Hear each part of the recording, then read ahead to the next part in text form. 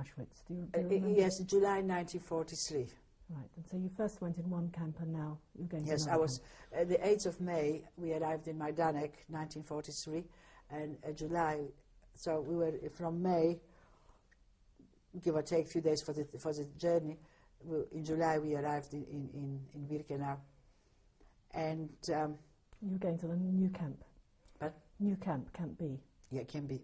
And my mother developed malaria. A lot of people had malaria in Birkenau. There was a lot of swamps and mud, and must have been mosquitoes breeding, I don't know. She got malaria, and every day at the same time, she used to get an attack. And I needed quinine for my mother. And the going rate for quinine was, for one tablet, a loaf of bread. Well, I haven't seen a loaf of bread, I don't know for how long, you know, because we used to get those portions. And I was talking, one woman said to me like that, you know, she said, not far, there is the guest chambers are. And she pointed to me. It was really very close to the barrack I was in. I could just across the road. And it was you know, there were wires, barbed wires, electric wires, and there was watchhouses, you know, watchtowers. And she said, if you were to go and talk to the men from the guest chambers, there is a lot of transports coming, and they have everything there. I'm sure they have quinine. And if you were to go and talk to them, maybe you'll get quinine for your mother. So I went, and we were not allowed. There was a ditch, electric wires, and we were not allowed to come anywhere near the ditch or the electric wires. But I went because I needed it for my mother. So I was standing in the ditch, and a man passed across the wires. When did you go? At night time? Or? Pardon? When did you go across the ditch? Where? When? When? Yeah. One day. In the middle of the day? Just one day in the middle of the day, yes. Because at night time we were not allowed to walk in the camp. And this man, he was Jewish, and I said to him, look, I said to him, somebody told me that you've got everything here, and I need quinine for my mother. In Polish it's called hinina. And I said to him, spoke to him in Polish, I said to him, my mother is very sick, she's got malaria, I need quinine for my mother. So he said to me, wait here, I'll send you our doctor. And he sent me a man, and this man looked at me, and he said, you know, he spoke to me, and he said to me, you remind me very much of my little girl, of my daughter. He said, my name is Kaminski. I am not a doctor. I'm the kapo of the guest chambers, of the sonderkommando. And he said to me, look, I will take care of you. He said, which block are you in? And I told him, and he said, go back to your block and don't ever come back here, because if a poston, that's what they were called, postons, if the poston will see you, they assess on the watchtower, they'll shoot you. So don't come here anymore. And I went back to my barrack, and a few hours later, he sent over a whole bottle of quinine for my mother, and a piece of cake for me, and a little toy, like a little, how you call it, a little, that you pull strings, a puppet, that you pull strings, and to the blocker tester, he sent a lot of things. He sent to perfume. See, they had it all from the transports that were coming. You understand, in guest chambers. And he sent to her soap and perfume and other things, and told her to see that she doesn't send me or my mother to Außenkommando, and that she takes good care of us. Who was the blockade tester? The blockade tester was a Slovakian Jewess. Do you remember her name? All blockade testers in Birkenau were Slovakian Jewesses, and they were the toughest of the toughest, because if 50,000 Slovakian Jewesses came, maybe 100 survived, and they had to be the toughest of the toughest. Do you understand? That was the ratio of survival, and I'm not given to exaggeration. And she really took not a bad care of us, because Außenkommando was like a death sentence. You see, whether it was hot or cold, you stayed there a whole day What is außenkommando? Außenkommando means it's a commando that works outside. That is the literal translation. Außen is outside. And you were there either in the heat the whole day, and that's what happened to a lot of women in Majdanek. They got gangrene because they used to put us in the sun for a whole day, and they had third-degree burns, and they wouldn't give them any medicine, so they got gangrene and they died. And the same was in Birkenau. Or they put you in a cold and that you couldn't survive easy because it was so cold. A whole day from appel to appel. You know what appel means? Yes.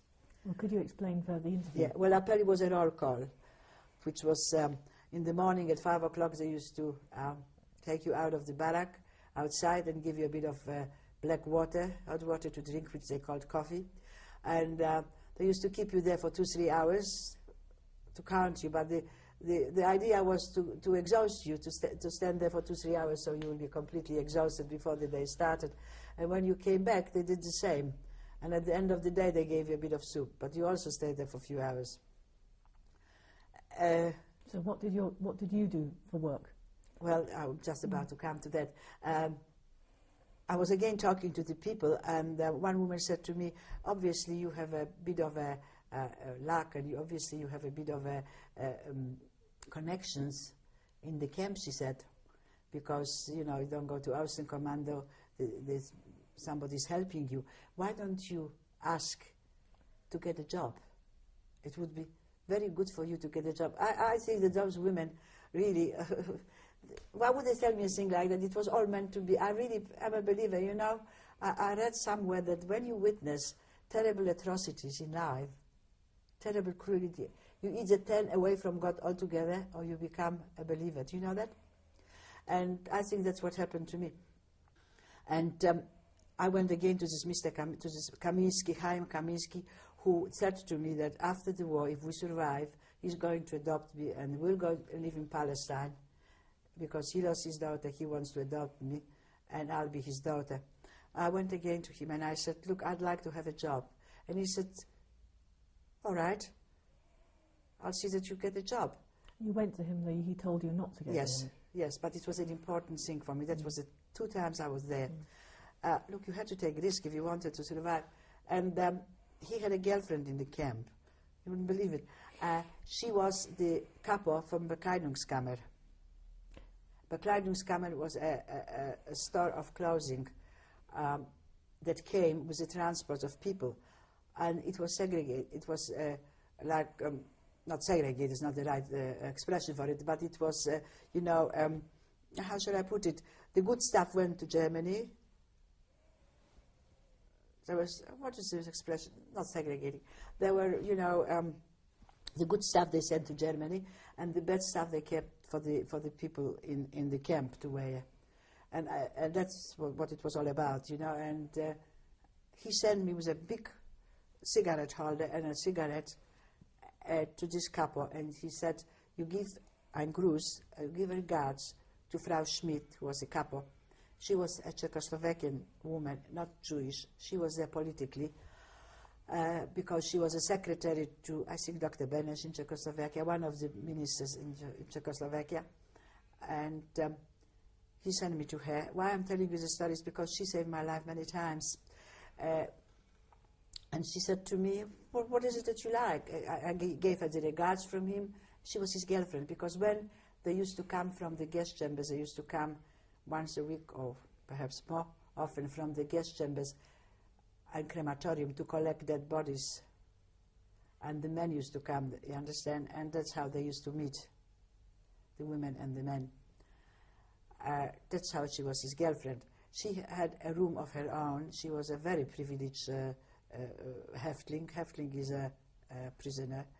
And because she was the capo and she was, she had the whole Bekleidungskammer, you know, she was dressing up everybody in camp, all the new transports and so on. And she says, well, what kind of a job do you want? I said, no. She said, what did you come? Would you like some clothes? She said, well, here you are, take whatever you like. I said, no. I said, I don't want any clothes. So she said, what is it that you want? She said, I want a job here. I heard it was a very good job there, too. So she said to me, She started laughing because I was a little girl, and then she said to me, come tomorrow, I'll see what I can do for you. I'll speak to the SS woman, the Aufseherin. When I came the next day, she said to me, all right, you have a job here, you're going to be our messenger girl. And because of that, my mother and I survived. See, I was never sent to selections when I worked for her.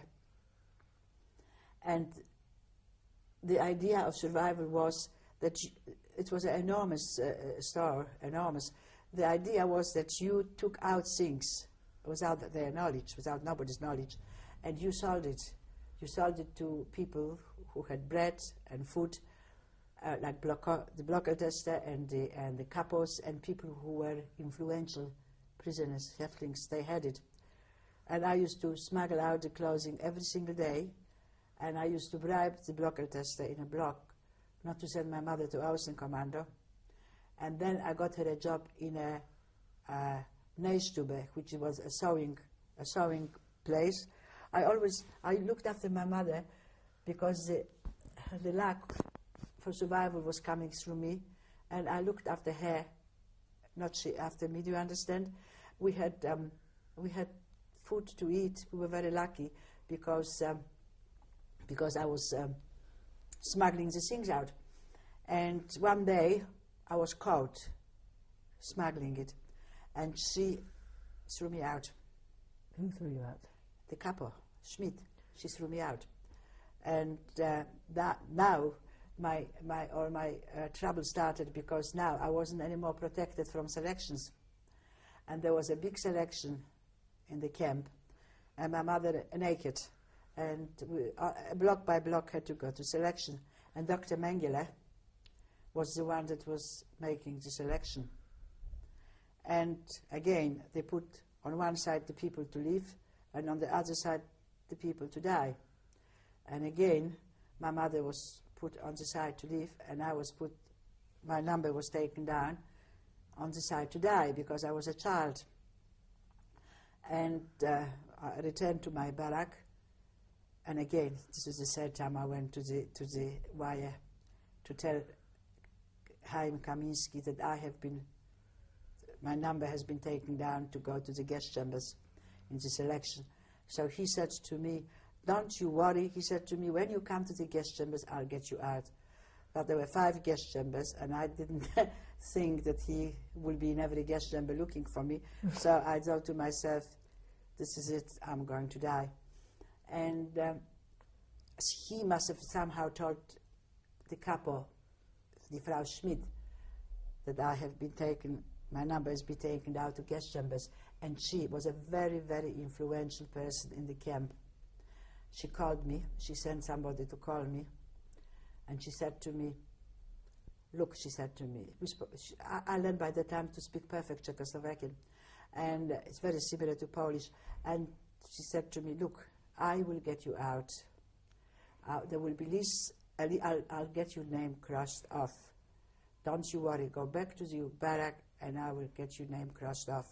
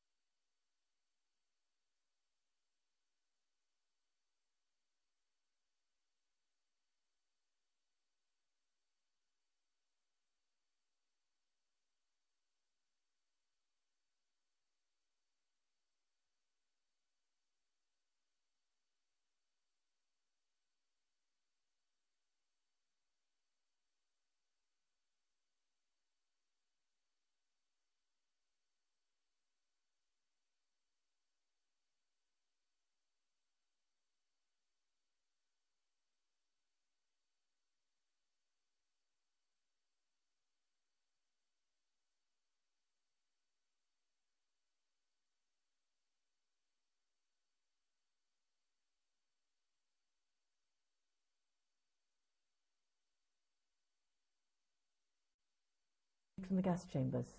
Yes, I was saved by the capo Schmidt.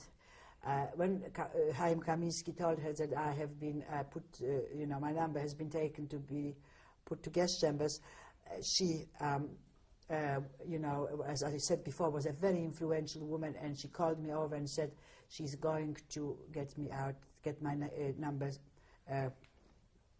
you know, out of the list. And 2 weeks later, they made what they call a strengste blocksperre, which means nobody was allowed to go out of the barracks. They always let the siren sound for the strengste blocksperre, which was a horrible sound. And they came to get the people whose numbers were written down. There were 2,000 women whose numbers were written down. And every time they said 48,000, which is 48,000, I was laying on the bed, you can call it bed, on the koya, and a mattress, under the mattress, and I was shaking, and my mother was sitting on top of me because I was shaking like I had malaria from fear. And somehow or other, they didn't take me because she did, you know, got my name out of the list, Schmidt, the kapo. And that night, the lorries came and they took 2,000 women naked to the gas chambers. There, we had a perfect view of the gas chambers with a big chimney because it was very close. The stench of the bodies that were being burned, and there was not smoke coming out of the chimney, but fire. That's how they were burning, fed the gas and burned the 2,000 women. Young women. They were all young women because an old person didn't get to go to Birkenau to start with. I went to the Schmidt that following night, or the same night, following night, to thank her for saving my life. And I gave her such a speech in Czechoslovakia that she was a very hardened woman, you know, but she cried. And she said to me, "You can come back to work for me. I have forgiven you." And I worked for her. And then one day, again, one Saturday, I have to bring this up because this is a very important thing. There was, because they say that the Jewish people went to death like lambs to slaughter, I have to bring this up. One Saturday there was again the siren sounding and strengste blocksperre, and all of a sudden we were all in the block. That was during the day, and all of a sudden we heard shooting and shooting and shooting and a terrible explosion. And what happened was that the sonderkommando, which only consisted of Jewish men, you know what sonderkommando was? They exploded a crematorium. They made a revolt, an uprising. They cut the wires and they all ran away. They all ran away, and I think one crematorium exploded in the one that was used mostly, the one the closest, I think, to the camp, was exploded, you know. And unfortunately, we heard later on that they were all recaptured. What about Kaminski? And Kaminski was shot. That's how Kaminski lost his life. He was shot. He was part of the revolt. And that was the pardon? He was part of the revolt. Oh, absolutely, yes. He was part of the revolt. Yes, he was a capo there. He must have been the main person in the revolt, or the uprising. And after that, we were still in camp, and I forgot to tell you that while I was working in camp, how this uprising came all about was there was a young woman working in the Kleidungskammer whose name was Roza Robota. And this Roza Robota with 3 other girls was smuggling dynamite to the men. That's how the uprising came all about. These girls it was a whole operation. They were taking the dynamite from a Jewish woman who were working in a munition factory. And it took them maybe 12 months. Little by little, they smuggled the powder, the dynamite, to the men, powder by powder, you know. It took them a long time in the hems of their frocks, everywhere, you know. And Roza Robota did this? Roza Robota and 3 other girls. One was Ala Gertner. The other 2 girls' names I don't know. There was a whole lot of people involved in it. And that Roza Robota was caught. Was she a friend of yours? Yes. who were working together in Clarence Camera. Although she was older than I was, we became very friendly. She was a very lovely girl. She was in her maybe 20, very idealistic. And